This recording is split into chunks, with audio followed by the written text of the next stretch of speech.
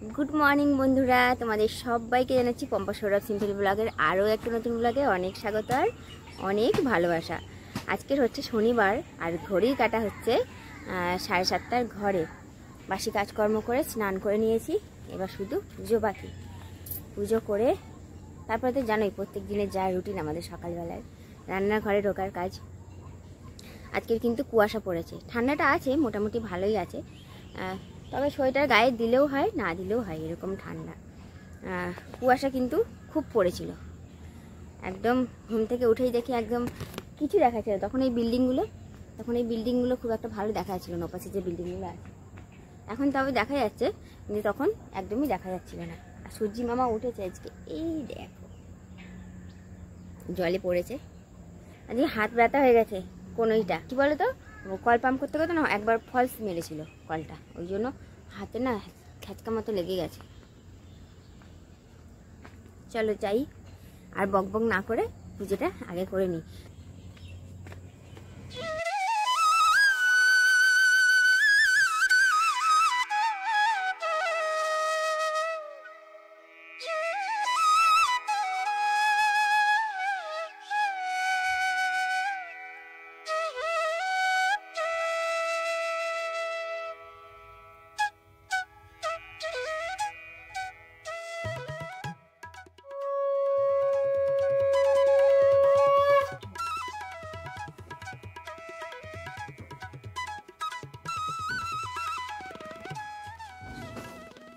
বাবা বিছানা তুলে রেখেছিস?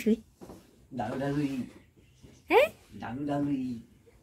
পাঁচবাড়িটার সঙ্গে ডাব্লিউডাব্লিউই না ডাব্লিউএফ, আগে এফ ছিল। ও যে লাস্ট উঠবে সে বিছানা তুলবে, ওইটাই হচ্ছে রুটিন। না গো, ওই লাস্টে ওটা ওই জন্য ও তুলে দেয়, ওকে বারণ করলেও শোনে না। শনিবার আজকে কোনো কাজ কিন্তু ছোট বড় নয়। এই কাজটা বেটা ছেলেদের করাটা ঠিক নয়, এই কাজটা বেটা ছেলেদের করানো উচিত নয়। যারা এরকম মনোবৃত্তি রাখে না, তাদেরকে বলবো এইসব ভুল ধারণা। জানি না, অনেকে হয়তো খারাপ লাগতে পারে বরকে দিয়ে বিছানা তোলাচ্ছে বা কিছু, কী বলতো, দুজনে মিলিয়ে যদি সব কাজ করা যায় না, এতে খারাপ কিছু হয় না, উল্টে ভালোটাই কিন্তু হয়।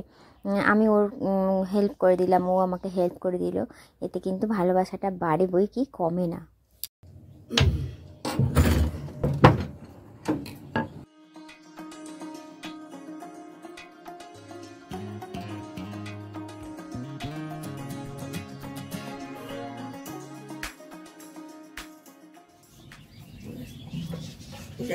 আসো গো, চা হয়ে গেছে কখন, ঠান্ডা হয়ে যাবে তো। হাত ধুয়েছ?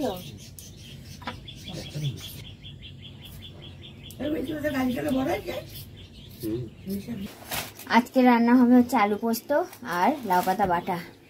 কত আলু খোলা বেরিয়েছে দেখো না, ওকে দিয়ে আসি, ও কি করবে, পচিয়ে গাছে দেওয়ার জন্য সার বানাবে না।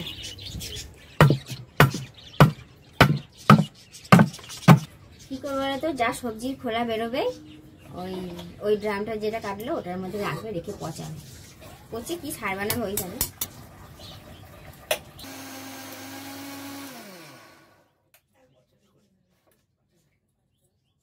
মাকে সব জোগাড় করে দিয়েছি, পোস্ত আরে বেটে দিলাম, লাউ পাতা কাটবো কচি কচি দেখে, কেটে দেবো না আমি কাটবো।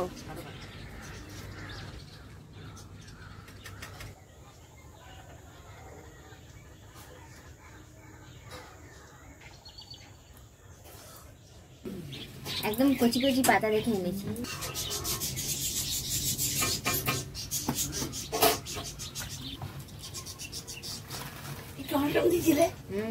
ওই তেল ভেতরে দেবো।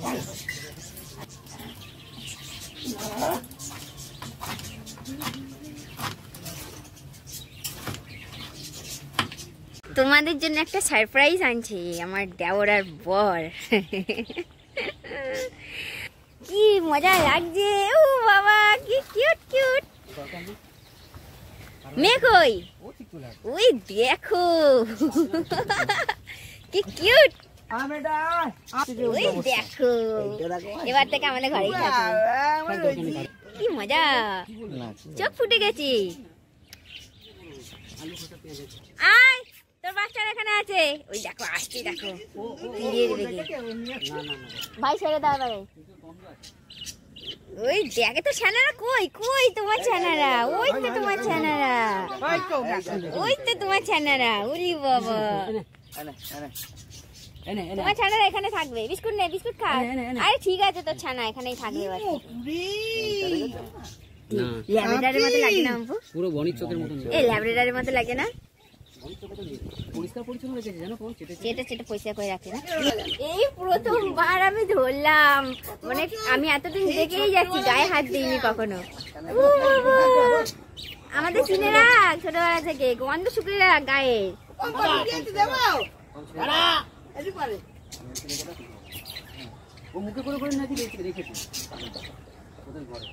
এত ভালোবেসে আদর করে আনলাম, আর মেয়েটা একটা বাচ্চা নিয়ে মুখে করে নিয়ে দৌড় মারলো জানো। দেখো যেখান থেকে আনলাম আবার সেখানে নিয়ে চলে গেল মুখে করে দৌড়। কি বদমাশ দেখো মেয়েটা, কত আশা করে নিয়ে এলাম, ও আবার একা একা সব মুখে করে নিয়ে চলে যাচ্ছে। ওই জন্য বলছে যা যা যা যা ধান দিয়ে আসি, যা তোর চোখে ধান দিয়ে আসছি। শয়তান করছে দেখো, করছে দেখো,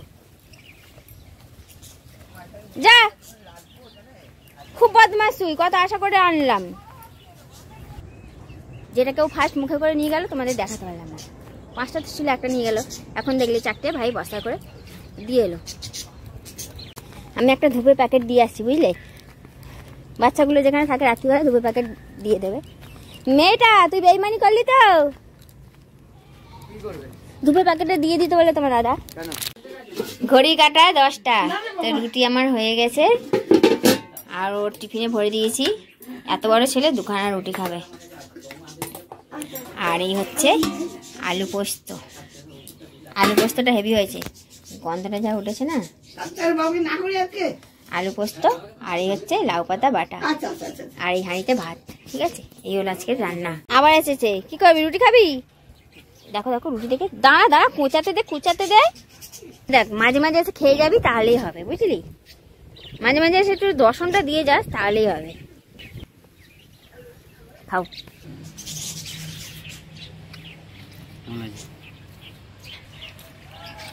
লাউ পাতা বাটা দিয়ে ভাত খাওয়া যাবে।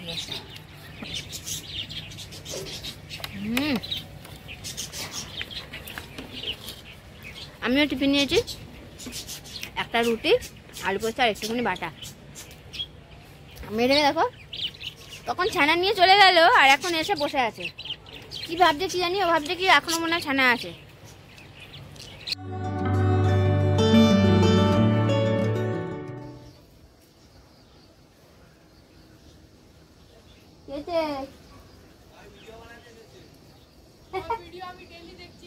তাই তো আমার জাস্ট ক্যামেরাটা অন আমি করেছিলাম, আর ওরা এসেছে দেখো।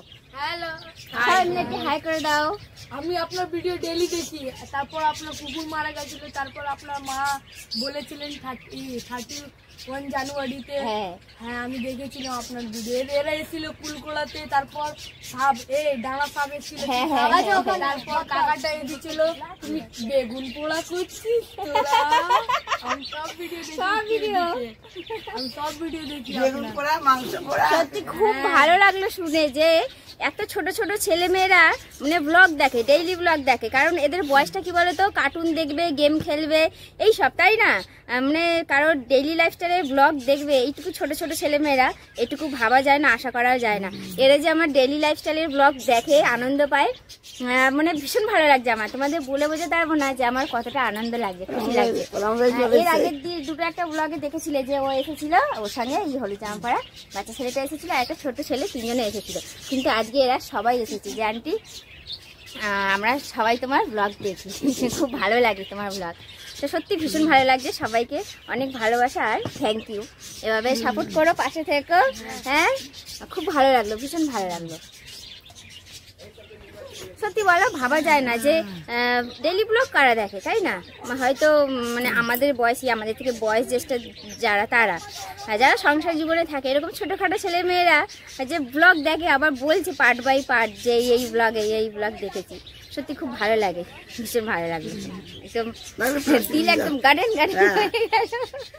মানে আমার কাজ সব হয়ে গেছে, আমি বাসন মেজে জাস্ট বেরিয়েছি, আর ওরা ডাকছে দেখছি আন্টি। সময় কিন্তু 1:30 বাজে। এই যে খাবার বেড়ে নিয়েছি, দেখতে পাচ্ছ হাওয়া দিচ্ছে, দেখো গাছটা দেখো কেমন হচ্ছে।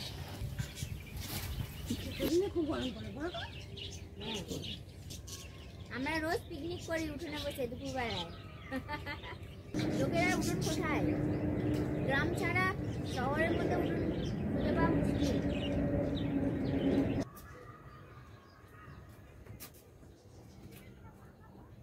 ও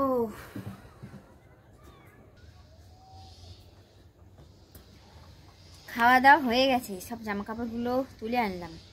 হাতে এখন বোরোলিন লেপবো, কারণ পুরো হাত খসখসে হয়ে গেছে, পুরো দুটো হাত না খসখসে হয়ে গেছে।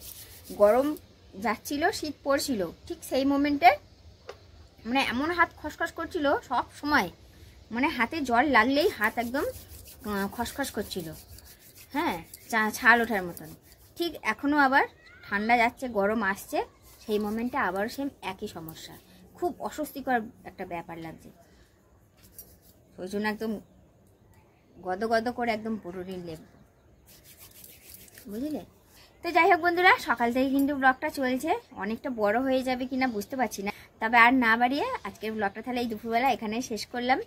আগামীকাল আরও একটা নতুন ব্লগের সঙ্গে হাজির হয়ে যাব। সবাই খুব ভালো থেকে সুস্থ থাকো, টাটা।